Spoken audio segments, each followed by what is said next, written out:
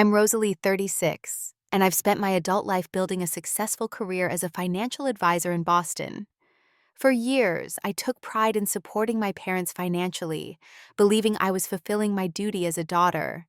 But last month, during what should have been a routine family dinner, my brother's phone revealed a devastating truth. A notification from a group chat I wasn't part of flashed on his screen, and in that moment, I discovered what my family really thought of me: the family ATM. The decision I made afterward changed everything. Before I continue my story, let me know where you're watching from and hit subscribe if you've ever had to make difficult choices about family and money. I grew up in a middle-class household in suburban Massachusetts, where my parents, Frank and Diane, instilled the importance of financial security from an early age.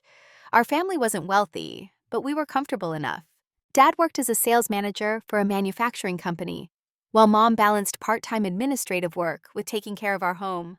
Money was always a topic of conversation at our dinner table, sometimes discussed openly, other times in hushed tones after I was supposed to be asleep. Always save for a rainy day, Dad would remind me, patting the small piggy bank he'd given me for my 8th birthday. And when you grow up, remember that family always comes first. Those early lessons shaped me. I worked hard through high school, taking on babysitting jobs and weekend shifts at the local grocery store to save for college. When acceptance letters came, I chose the state university that offered me a partial scholarship, turning down the prestigious private college that would have left me drowning in debt. College was a blur of classes, study sessions, and jobs. I worked as a resident advisor to cover housing costs, waited tables on weekends, and still managed to graduate with honors in finance. Unlike many of my peers who celebrated graduation by traveling or taking time off, I immediately started job hunting. Within 3 weeks, I had secured an entry-level position at a respected financial firm in Boston. The irony wasn't lost on me years later, that I, who had become so successful at helping clients build wealth and security, had failed to protect myself from financial exploitation by those closest to me. My career trajectory was steep.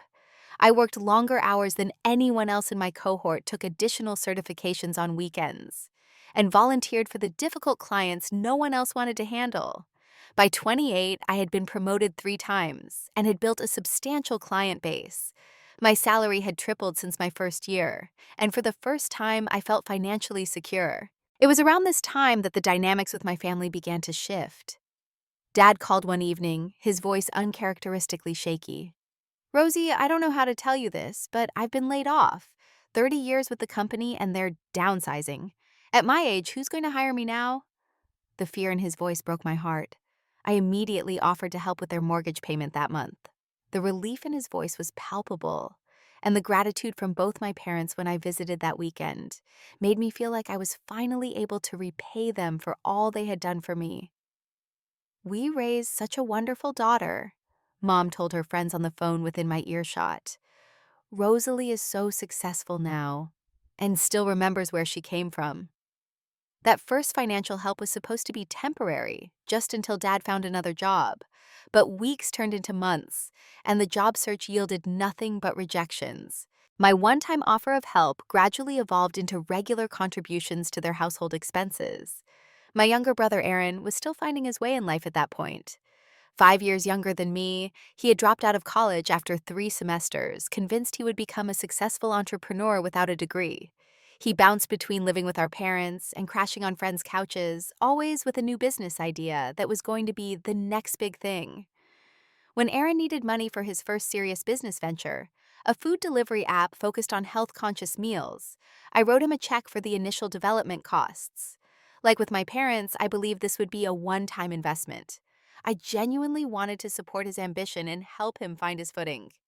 "You're the best sister ever," he told me, hugging me tightly. "When this takes off, I'll pay you back double. I promise." The app never launched. Technical difficulties, market saturation, and Aaron's lack of business experience doomed it from the start. But by then, I had already established the dangerous precedent of being the family financial safety net. The first real warning sign came during a casual Sunday dinner at my parents' house, about 2 years into supporting them. Mom mentioned they were thinking of renovating the kitchen, showing me granite samples and designer faucets. That sounds expensive, I remarked, surprised they would consider such a luxury when Dad was still unemployed. Well, we've been wanting to do this for years, Mom replied with a dismissive wave. And now that we have a little breathing room in our budget, it seems like the right time. I didn't connect the dots immediately that their breathing room existed. Because I was covering their mortgage, I was still operating under the assumption that this arrangement was temporary and that they were being careful with their finances. Other small signs accumulated. Dad stopped looking for full-time work altogether and announced he was semi-retired at 58. Mom quit her part-time job because the stress wasn't worth it at her age. They began taking weekend trips to their favorite bed and breakfast on the coast. A new golf club membership for Dad appeared. Mom's aging sedan was replaced with a luxury crossover SUV. Through it all, I told myself they deserved these comforts after decades of hard work. I was successful precisely because they had given me a stable childhood and supported my education. What kind of daughter would I be if I didn't help them enjoy their later years? Meanwhile, Aaron launched his second business venture, an online platform for vintage clothing that needed just a little startup capital.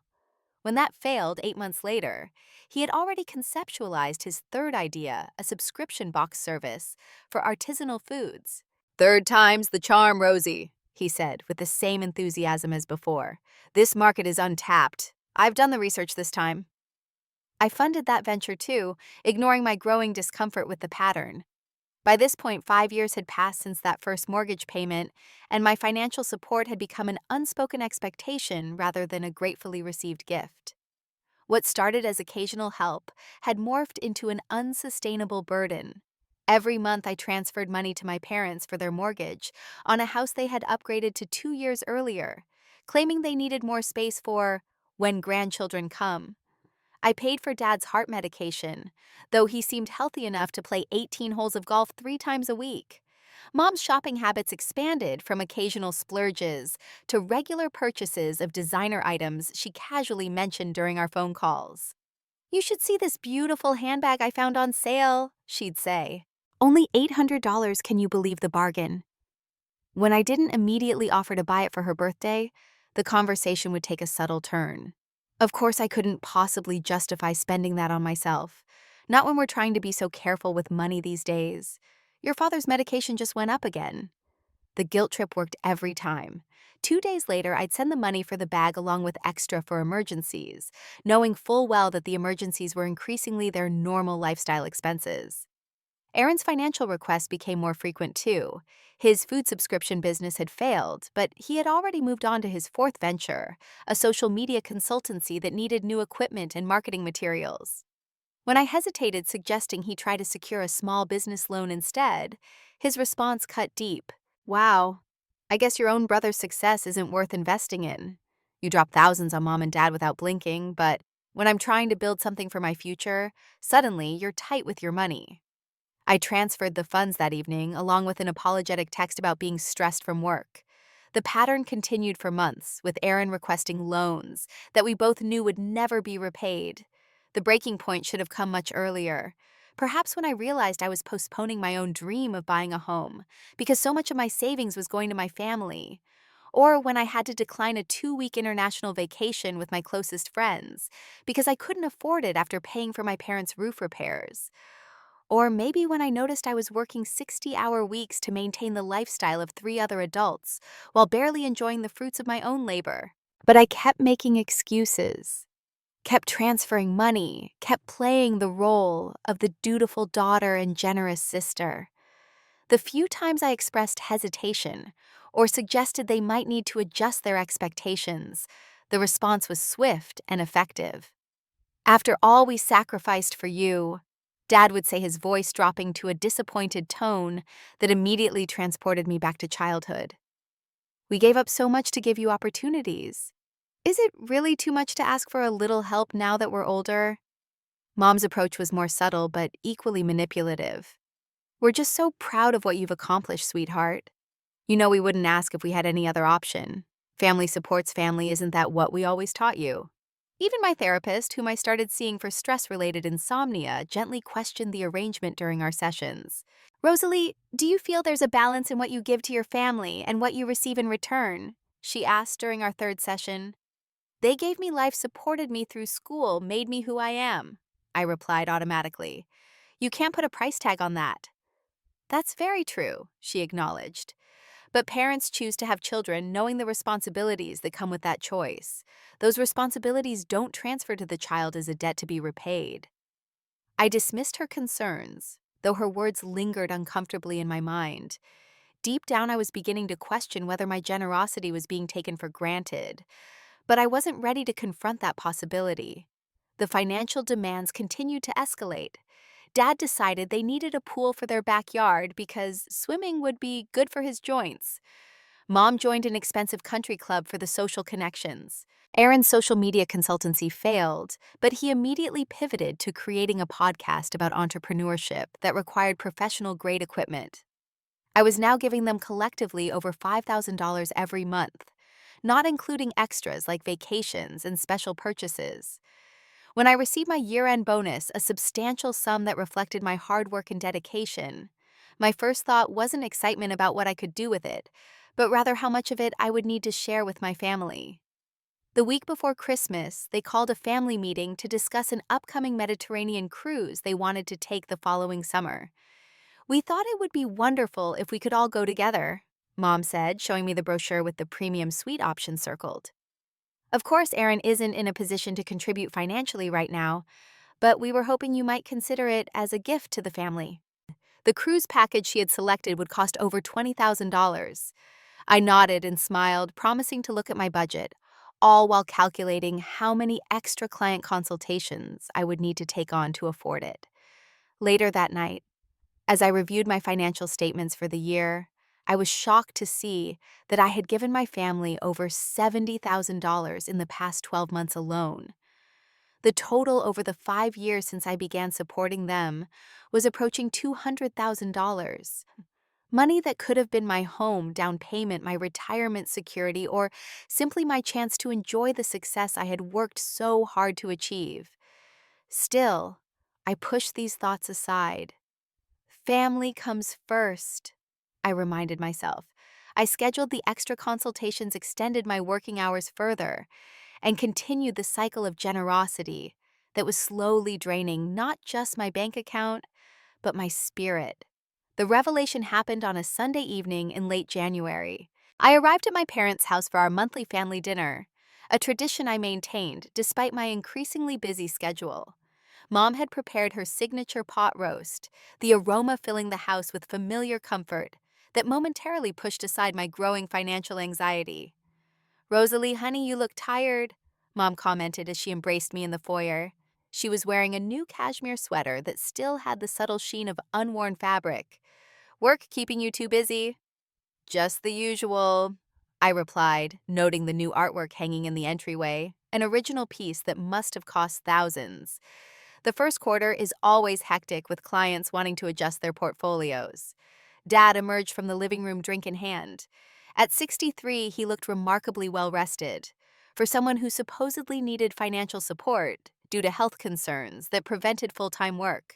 His golf tan was evident even in January, thanks to the indoor golf simulator he had recently installed in the basement, another expense I had unknowingly funded. "There's my successful daughter," he boomed, giving me a one-armed hug. "We were just talking about that promotion you mentioned last week. That's going to come with a nice raise, isn't it?" The directness of the question caught me off guard.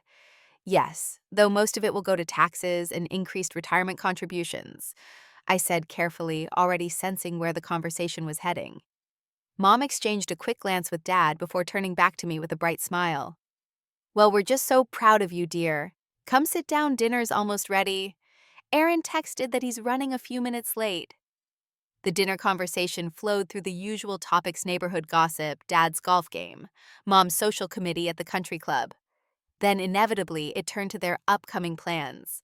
"We're thinking of upgrading our cruise package," Mom mentioned casually as she served the apple pie she had bought from the gourmet bakery across town. "The standard suite doesn't have a balcony, and for a 2-week cruise, we really think the extra space would make a difference." The premium package also includes unlimited premium beverages and specialty dining. Dad added, sliding the updated brochure across the table toward me.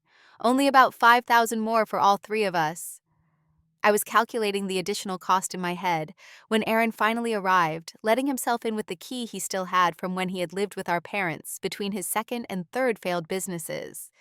"Sorry I'm late," he said, dropping into the empty chair beside me. He was wearing a new leather jacket and had the latest smartphone model despite claiming financial hardship whenever I asked about repayment of previous loans. Traffic was crazy. "We saved you dinner in the oven," Mom said indulgently. "And we're just discussing the cruise with Rosalie." Aaron perked up at this. "Oh, yeah, the Mediterranean one. Did you tell her about the upgraded package? The regular rooms are tiny." "Rosie?" I forced a smile, weariness settling into my bones that had nothing to do with my 60-hour work week. "I'll look at the numbers and see what I can do." I said the same response I always gave before inevitably agreeing to their requests. The conversation shifted to Aaron's latest business idea, something involving social media influencers and cryptocurrency, that he explained with animated enthusiasm while devouring his delayed dinner. His phone buzzed repeatedly with notifications as he ate until Mom finally asked him to silence it. "Sorry, just a group chat blowing up," he said, placing his phone face up on the table before going to the kitchen for seconds. That's when I saw it. A notification banner slid across his screen. "Real Family Chat Dad." "With Rosalie's promotion, looks like our ATM just got a bigger withdrawal limit." My blood ran cold as I stared at the message. Real Family Chat. A group chat I wasn't part of. And that message, before I could process what I was seeing, Aaron returned and flipped his phone over. But the damage was done. For the remainder of dessert, I sat in stunned silence, mechanically responding to questions while my mind raced. When Aaron excused himself to use the bathroom, leaving his phone behind, I made a split-second decision I never thought I'd make. I reached for his phone. He had no passcode, always too lazy to bother with security. With trembling fingers, I opened the messaging app and found the group titled Real Family Chat, with 3 participants, Dad, Mom, and Aaron. I began scrolling through recent messages, each one a fresh stab to my heart. Dad: "Just got off the phone with Rosie. Told her about my medical condition acting up again. She's sending an extra $2,000 this week. Golf simulator, here I come." Mom: "We need to time the cruise conversation carefully. Her quarterly bonus should hit in March, so let's plant the idea next Sunday and then bring up the upgrade in February." Aaron: "Guys, I think Rosie's getting suspicious about the money.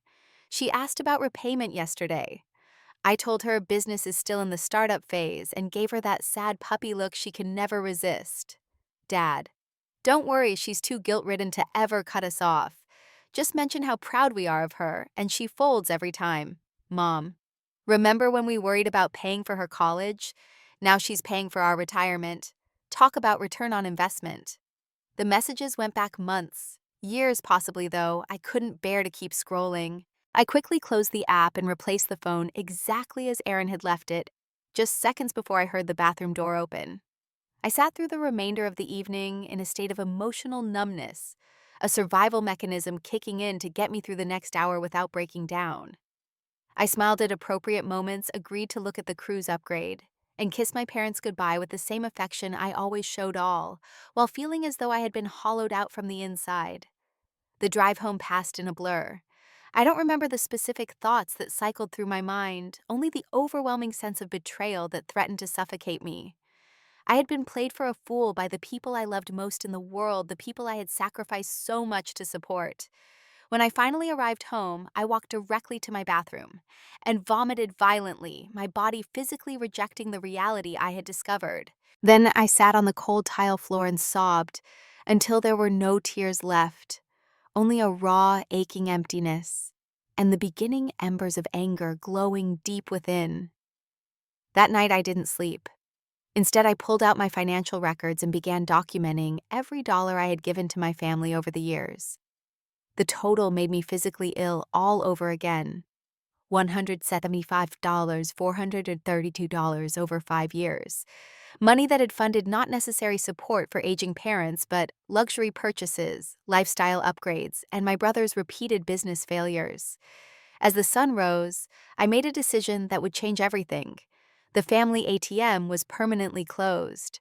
For a week, I said nothing. I needed time to process my feelings and prepare for the confrontation I knew was coming.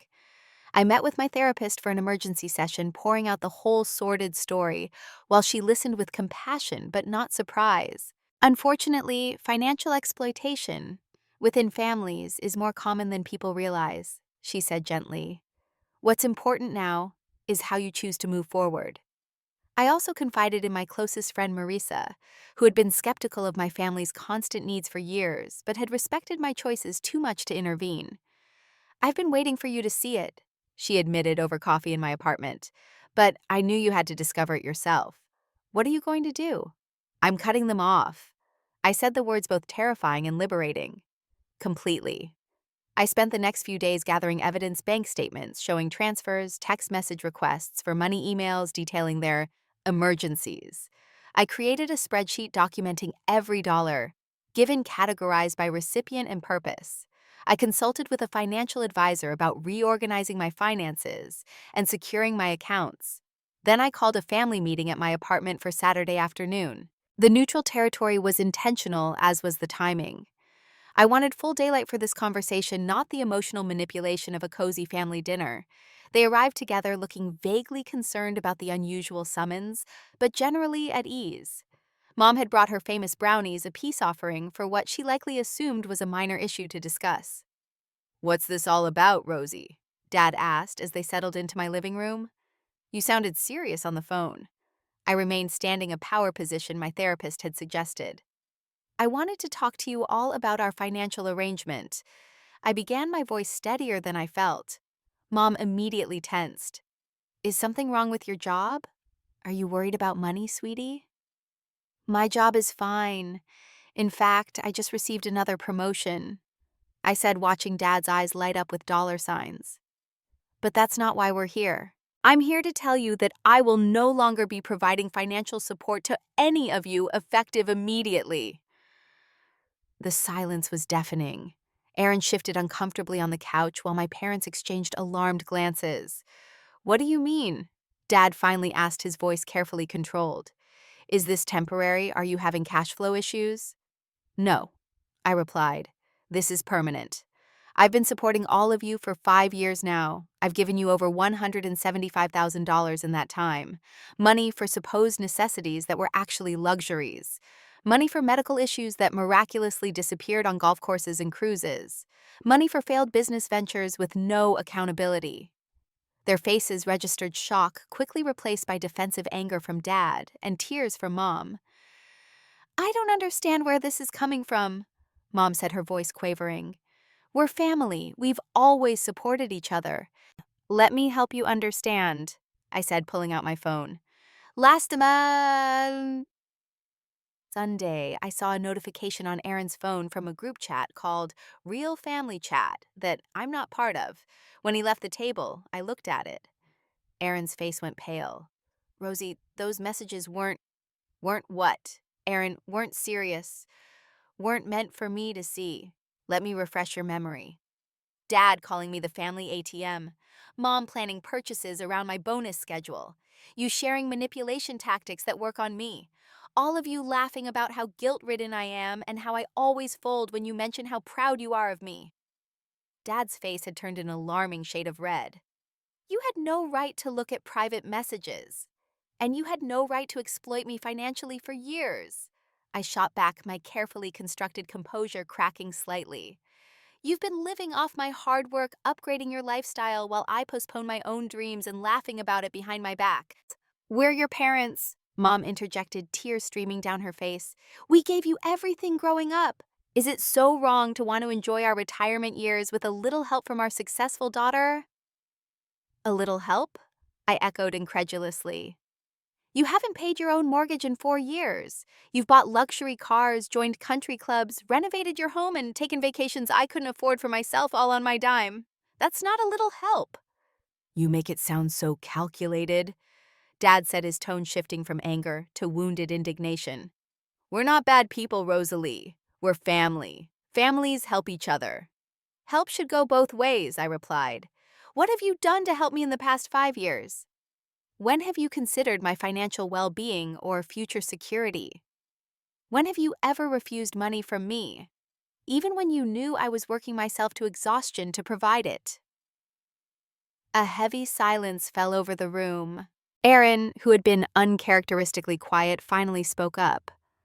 Look, maybe things got out of hand, but it's not like you couldn't afford it. You make more than all of us combined. That's because I work, Aaron. I built a career while you cycled through business ventures I funded. I made sacrifices and smart decisions while all of you treated me like an unlimited resource. So that's it. Mom asked, her voice hardening. You're just cutting us off without warning because of some messages taken out of context. Those messages were exactly in context, I said firmly. They confirmed what I've been trying not to see for years. And yes, I'm cutting off financial support completely. No more mortgage payments, no more bills, no more business investments or loans, no Mediterranean cruise. You can't do this to us, Dad exploded, jumping to his feet. We're counting on you. We have commitments, payments due. What about my golf membership? It's paid annually. The sheer entitlement of his concern. His golf membership, not their housing or food, confirmed I was making the right decision. You'll have to figure it out like every other adult, I said calmly. Get jobs, downsize your house, sell the luxury car, create a budget. All things I've suggested before that you dismissed because it was easier to keep taking from me. After everything we've done for you, Mom whispered, her voice trembling with emotion, this is how you repay us, by abandoning us when we need you. The guilt trip that had worked so effectively for years finally fell flat. You don't need me, I stated clearly. You want what I can provide. There's a difference. Aaron attempted a different approach. Rosie, come on, we can work this out. Maybe we went too far, but cutting us off completely, that's extreme. What about a reduced allowance or something? I'm not your parent, I replied. I don't give allowances to grown adults. This isn't a negotiation. I'm informing you of a decision I've already made. The meeting deteriorated quickly after that. Dad threatened to disown me, ironically, unaware of the humor in threatening to cut off the person who had been their primary source of income. Mom cycled between tearful pleas and passive-aggressive comments about ungrateful children. Aaron attempted to position himself as the reasonable mediator, all while sending me significant glances that suggested we could make a separate arrangement later. I stood firm through it all. When they finally left, Dad storming out, Mom sobbing, Aaron lingering to make one last attempt at securing transitional funding, I locked the door behind them and collapsed onto my couch, emotionally drained, but strangely peaceful. The family ATM had dispensed its final transaction. Now, I had to deal with the aftermath of shutting it down. The silence from my family was immediate and deafening. After 5 years of daily calls and texts, often centered around financial requests, my phone remained eerily quiet.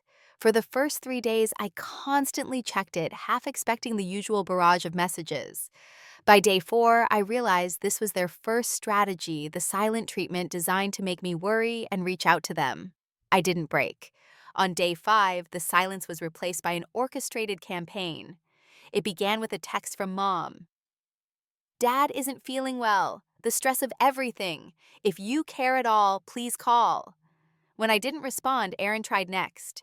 Hey, just checking in. Parents are really struggling with everything. Dad might lose his golf membership, which is the only exercise his doctor recommends for his heart. Maybe we could talk about a gradual reduction instead of cold turkey.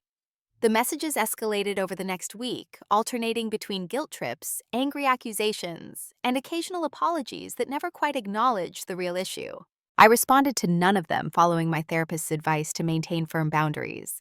Meanwhile, I was confronting the financial reality of my situation. For years, I had structured my life around supporting my family. Now I needed to restructure it around my own needs and future. The numbers were sobering. Despite my excellent income, my savings were far below where they should have been for someone my age and salary level.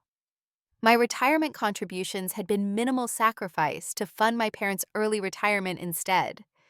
The down payment fund for my dream home contained less than a quarter of what I needed. The emotional impact hit me one Wednesday afternoon at work. I was in my office reviewing a client's retirement plan when the parallels to my own situation became overwhelming.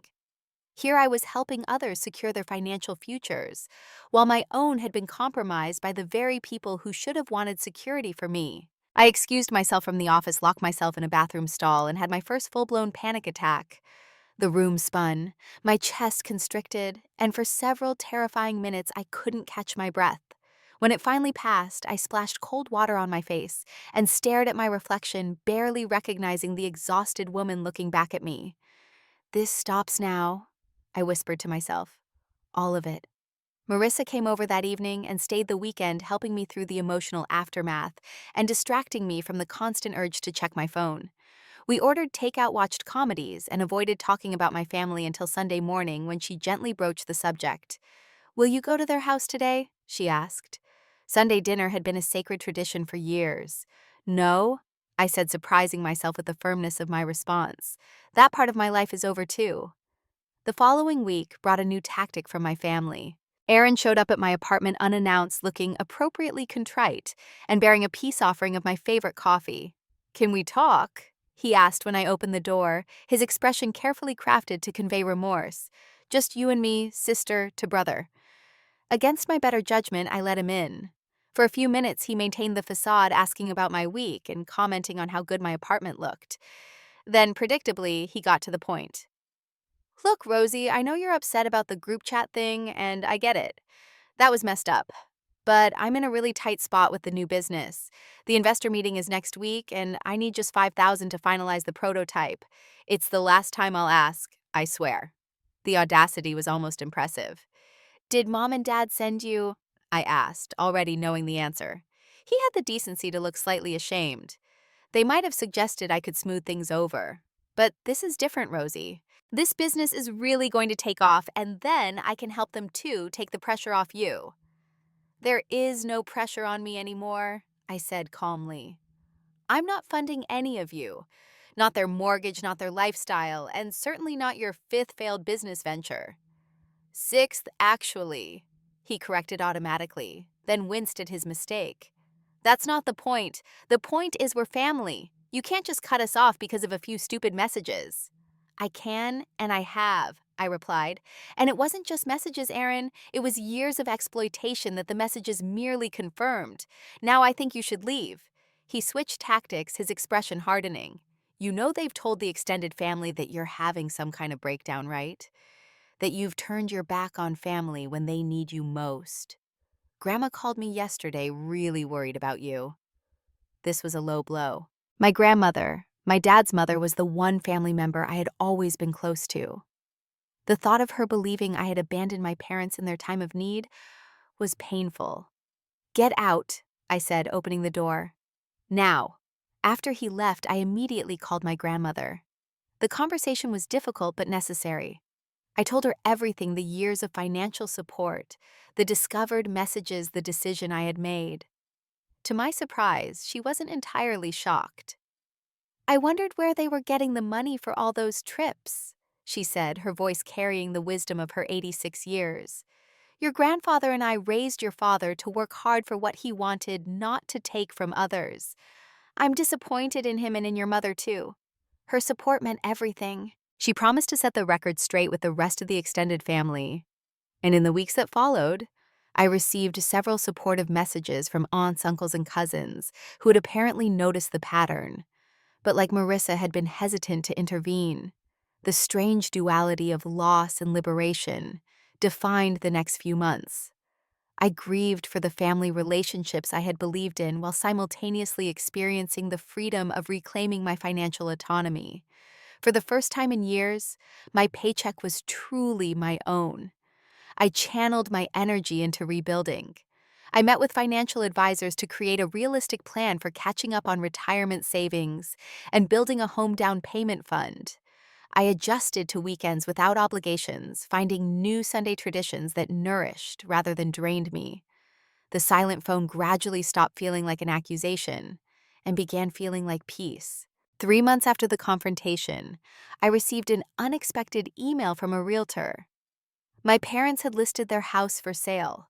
The 4-bedroom, 3-bathroom home with the renovated kitchen, pool, and golf course view was more than we need at this stage of life, according to the listing they had apparently approved.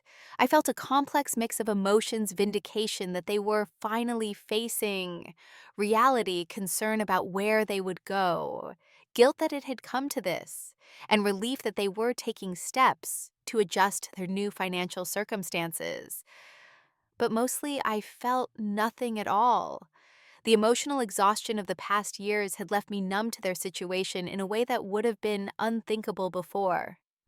I later learned through my grandmother that they had found a comfortable 2-bedroom condo closer to the city, and that both had taken part-time jobs to supplement their actual retirement savings, which were more substantial than they had led me to believe. Dad was working at a golf equipment store, leveraging his passion into a discount on supplies. Mom had taken a position at a boutique 3 days a week, which came with the perk of employee discounts on the clothing she loved. As for Aaron, he had moved in with a girlfriend, and surprising everyone, had taken a steady job at a marketing firm, rather than pursuing another entrepreneurial venture. Whether this change would last remained to be seen, but it was a step in the direction of self-sufficiency. The family chat that had exposed their true feelings about me had ironically forced all of us to face reality. They were learning to live within their means, and I was learning to live for myself. The months following my decision to cut financial ties with my family brought unexpected growth in every area of my life. At first, I felt the absence of their constant contact, like a phantom limb reaching for my phone to answer texts that weren't there, bracing for calls that never came. But gradually, that space filled with new experiences and relationships built on mutual respect rather than financial dependency. With my finances now directed toward my own well-being and future, I was able to take my first real vacation in years. I chose a solo trip to Portugal, a country I had always wanted to visit, but had never prioritized over my family's needs. For 2 weeks, I explored ancient cities, sat in quiet cafes, and walked along the Atlantic coast, feeling the weight of years of obligation lifting with each step on foreign soil. "I don't recognize you in these photos," Marissa commented when I returned scrolling through my vacation pictures. "You look like a different person." She was right. The constant strain of supporting 3 additional adults while trying to maintain my own career and life had etched itself into my features in ways I hadn't fully appreciated until it was gone. Now the woman in those photos had clear eyes and an unforced smile that reached them. My professional life flourished as well. Without the pressure to earn enough for 4 adults, I could focus on the quality of my work, rather than just the quantity of clients. I took on more interesting cases, specialized in areas that truly interested me, and even reduced my hours slightly to create a more sustainable schedule. To my surprise, this more balanced approach led to a promotion. My supervisor called me into her office 6 months after my family confrontation. "Your work has always been excellent," she said. "But lately there's been a shift. You're more present in meetings, more innovative in your solutions. What changed?" I considered how much to share and settled on a simplified version of the truth. I reprioritized some personal obligations that were taking a toll. It's allowed me to be more focused here. "Well, whatever it is, keep doing it," she replied, sliding a folder across her desk that contained details of my new position and the substantial salary increase that came with it. The irony wasn't lost on me. Now that I wasn't supporting my family, I was earning more than ever. The promotion would have sent them into a frenzy of new requests and expectations in the past. Now it was simply mine to celebrate and utilize for my own future. I began looking for my own home, something I had postponed for years while paying my parents' mortgage. With my improved savings and excellent credit, I qualified for a loan on a charming 2-bedroom condo in a neighborhood I loved. The day I signed the papers, I felt a profound sense of accomplishment. This was mine, earned through my hard work and protected by my newfound boundaries. My social circle expanded as I reconnected with friends I had neglected and formed new relationships. Without Sunday family dinners claiming my weekends, I joined a hiking group, took a pottery class, and volunteered at a financial literacy program for young adults, teaching them the boundaries and habits I wished I had established earlier in my own life. The first holiday season, apart from my immediate family, was both challenging and liberating.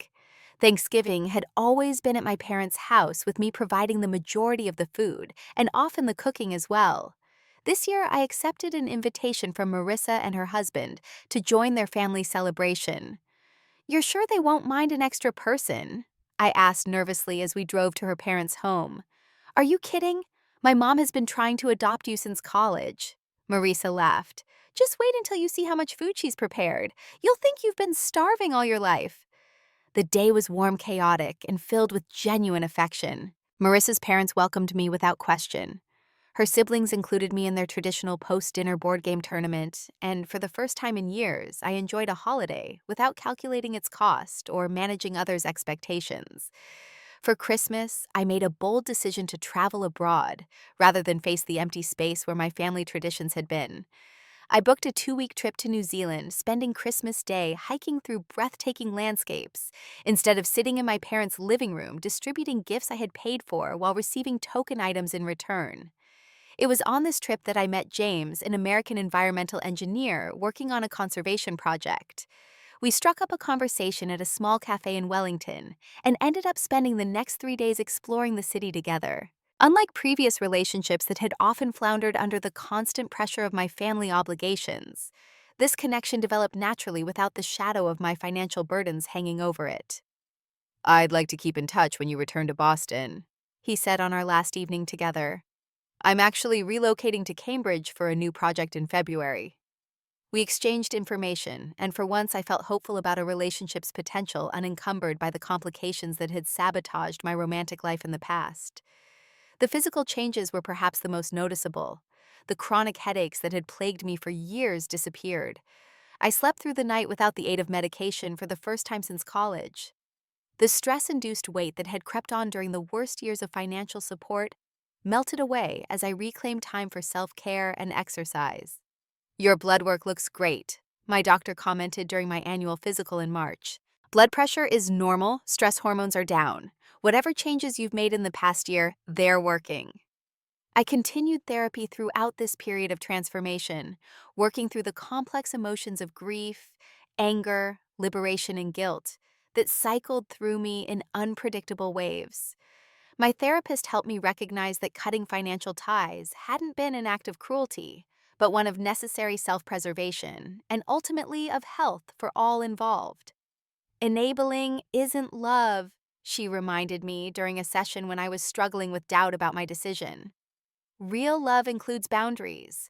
What you've done is given everyone, including yourself, the opportunity to develop healthier patterns." 6 months after our confrontation, I received an unexpected text from Aaron.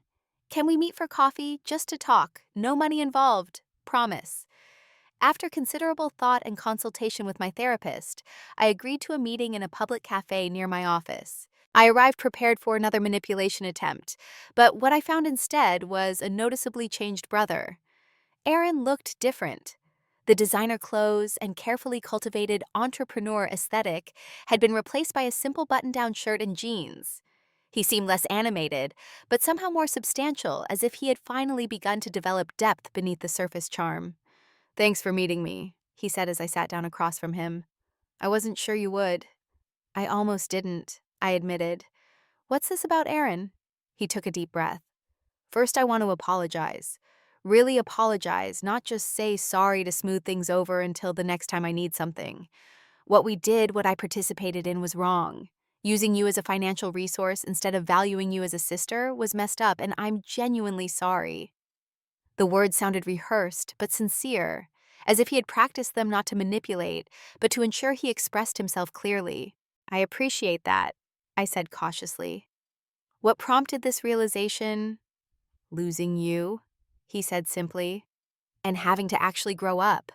Taking a real job instead of chasing the next get-rich-quick scheme, paying my own bills, realizing how much you were caring for all of us." He explained that after our confrontation, he had initially moved in with his girlfriend expecting it to be temporary until he could fix things with me. When that didn't happen, and he faced the prospect of actually contributing to household expenses, he had taken the first job offered to him, a mid-level position at a marketing firm. I hated it at first, he admitted. Regular hours reporting to a boss doing work that wasn't going to make me an overnight millionaire. But then something weird happened. I started getting good at it. People valued my input. I got a performance bonus last month that I actually earned. The pride in his voice was different from the hollow bravado that had characterized his previous ventures. This was the quiet satisfaction of genuine accomplishment. That's great, Aaron. I'm happy for you. Mom and Dad aren't doing as well with the adjustment. He continued, his expression growing serious. They sold the house, which was necessary, but they're struggling with the lifestyle change. Dad, especially. He talks about you all the time, though, not in a good way at first. Lots of anger blaming you for their problems. And now, I asked, steeling myself for the answer. Aaron sighed. Mixed. Mom's actually doing better since she started working at that boutique. She likes the social aspect, the employee discount being out of the house. Dad's having a harder time. His pride took a major hit having to work at his age. But I've noticed something recently. He's starting to take some responsibility, admitting they shouldn't have become so dependent on you. We talked for nearly 2 hours covering the changes in all our lives since the confrontation. Aaron was careful not to ask for reconciliation or make demands, which itself was evidence of growth. As we prepared to leave, he asked the question I had been expecting all along. Do you think you'll ever speak to them again? I considered my answer carefully. I don't know. That would require real change, real acknowledgement of what happened. Not just because they need money again, or because it's convenient. He nodded thoughtfully. For what it's worth, I think losing you in their lives has been harder than losing your money. They just haven't fully admitted it yet. I wasn't ready to test that theory immediately, but the conversation with Aaron planted a seed. Perhaps with time and clear boundaries, some form of relationship might be possible again. A year after discovering the family ATM chat that changed everything, I found myself sitting in a restaurant across from my parents for the first time since our confrontation. The meeting had been arranged through Aaron, who had maintained occasional contact with me over the previous 6 months, and had apparently been working with our parents on understanding the gravity of their actions. I arrived early, choosing a table with a clear view of the entrance, and ordering a glass of wine to steady my nerves. When they walked in, I was struck by how much they had aged in just a year. Dad's confident stride had diminished to a more cautious gait. Mom's carefully maintained appearance showed signs of a reduced beauty budget. They looked for the first time in my adult memory their actual age. Rosalie, Mom said as they approached, her voice trembling slightly. Thank you for agreeing to meet us. I nodded, gesturing to the chairs across from me. Aaron thought it was time. When we ordered drinks and appetizers, navigating the awkward small talk that filled the space between estranged family members. Weather, traffic, the restaurant's decor, all safe topics that allowed us to adjust to being in each other's presence again. Finally, Dad cleared his throat. Rosalie, we owe you an apology. A real one, not just words to smooth things over. The echo of Aaron's earlier apology wasn't coincidental, I suspected. He had likely coached them on what needed to be said. We took advantage of your generosity, Mom continued. We convinced ourselves it was normal that as parents we deserved your support. But we went far beyond support into exploitation, and worse, we mocked you for it in private. There's no excuse for that. I studied their faces, looking for signs of the manipulation that had characterized our relationship for so long. Instead, I saw something new, genuine remorse, or at least a convincing approximation of it. It's been a difficult year, I acknowledged. For all of us, I imagine. Dad nodded, his expression unusually subdued. We had to face some hard truths about ourselves. The house we couldn't actually afford, the lifestyle that wasn't sustainable, the way we treated you, our own daughter. We miss you, Mom added simply. Not your money, you. Sunday dinners, holiday celebrations, just knowing you're in our lives. When your grandmother showed us those pictures of you from Christmas in New Zealand, you looked so happy. Without us. I was happy, I confirmed. I've built a good life this past year. A balanced one. We've heard, Dad said with a hint of his old pride. Aaron mentioned your promotion, your new condo. We're genuinely proud of you, Rosalie, even if we have no right to claim any of that success. The conversation progressed to updates on their lives, the condo they had downsized to, Mom's job at the boutique, which she had surprisingly come to enjoy, Dad's adjustment to working at the golf shop, where he had recently been promoted to assistant manager. We're actually doing okay financially, Mom admitted. Not the lifestyle we had before, but we're managing. We had more savings than we let on. We just got used to using your money instead of our own. Why? I asked the question that had haunted me for a year, finally finding voice. Why take so much from me when you didn't actually need it? Dad looked down at his hands, the shame evident in his posture. Because it was easy. Because you never said no. Because we convinced ourselves we deserved it after raising you. None of those are good reasons, but they're the truth. Their honesty, however belated, was the first step toward healing a relationship I had assumed was permanently broken. Not that forgiveness would come easily or quickly. The betrayal had been too deep, the exploitation too long-standing for a single dinner to erase. I'm not ready to return to how things were, I said clearly. That relationship was unhealthy for all of us. If we're going to have any relationship moving forward, it needs to be completely different. We understand, Mom said quickly, perhaps too quickly. We just want a chance to be in your life again on any terms you set. My terms are simple, I replied. Absolute financial separation. I will never give you money again, not for emergencies, not for retirement, not for anything. If that's a problem, we should end this dinner now. Dad winced, but nodded.